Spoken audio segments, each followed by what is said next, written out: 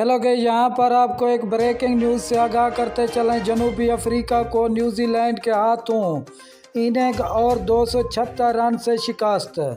हम आपको मुकम्मल अपडेट से आगाह करेंगे। इससे पहले अगर आप हमारे चैनल पर न्यू हैं या पहली बार विजिट कर रहे हैं तो चैनल सब्सक्राइब करें, साथ दिए गए बेल आइकन को ऑल पर कर दें ताकि हर नई आने वाली वीडियो आप तक बआसानी पहुंचती रहे। तो नाज़रीन, आपका कीमती वक्त ज़ाय किए बगैर चलते हैं वीडियो की तरफ। जनूबी अफ्रीकी टीम पहली इनिंग में 96 और दूसरी इनिंग में 111 रन बनाकर ढेर होगी। न्यूजीलैंड ने पहली इनिंग में 482 रन स्कोर किए।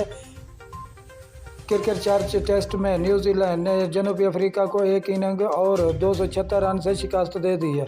जनूबी अफ्रीकी टीम क्राइस्टचर्च टेस्ट की पहली इनिंग में 95 रन पर ढेर हो गई थी। न्यूजीलैंड के शानदार बॉलिंग का मुजाहरा करते हुए 7 खिलाड़ियों को आउट किया था। न्यूजीलैंड ने पहली इनिंग में 105 और दूसरी इनिंग में 96 रन की बदौलत 482 रन पर बनाकर 387 रन की बढ़तरी हासिल की थी।